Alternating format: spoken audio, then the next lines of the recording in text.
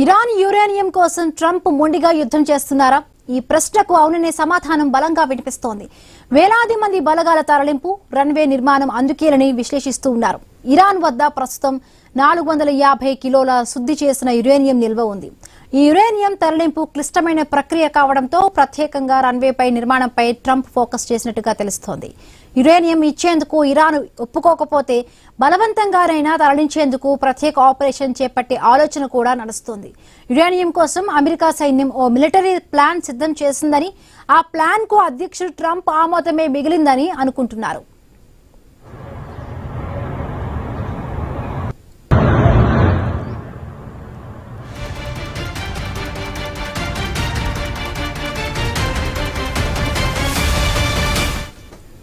Iran అణుస్థావరాలే లక్ష్యంగా గత ఏడాది అమెరికా దాడులు చేసింది. ఆ దాడిలో ఇస్ఫహాన్, నతాంజ్ అణుక్షేత్రాలపై బాంబులు వేశారు. ఆ తర్వాత ఇరాన్ వద్ద ఉన్న 450 కిలోల యురేనియం ఆచూకీ గల్లంతైంది.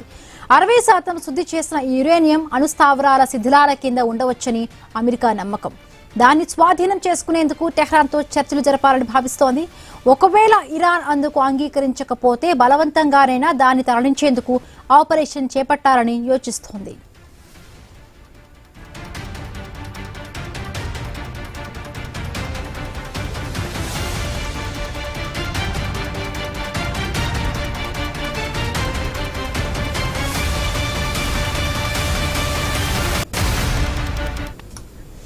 యురేనియాన్ని తరలించాలంటే ప్రత్యేక శిక్షణ కలిగిన సైనికులను ఇరాన్కు తరలించాల్సి ఉంటుంది. యురేనియం తవ్వకం కోసం పరికరాలను కూడా వాయు మార్గంలో తీసుకురావాలి. దాన్ని వెలికి తీసిన తర్వాత కార్గో విమానాల్లో ఇరాన్ వెలుపలికి తరలించాలన్నది అమెరికా సైన్యం ప్రణాళిక.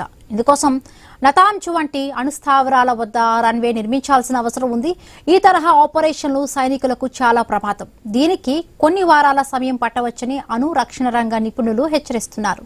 కాల్పుల విరమణ ఒప్పందం కింద ఇంటర్నేషనల్ అటామిక్ ఎనర్జీ ఏజెన్సీ సిబ్బంది సహాయంతో దీన్ని వెలికి తీయాలని యోచిస్తూ ఉన్నారు. కాకపోతే ఈ ఆపరేషన్లో కొన్నిసార్లు ప్రాణ నష్టం కూడా జరగవచ్చన్నది వారి వార్నింగ్.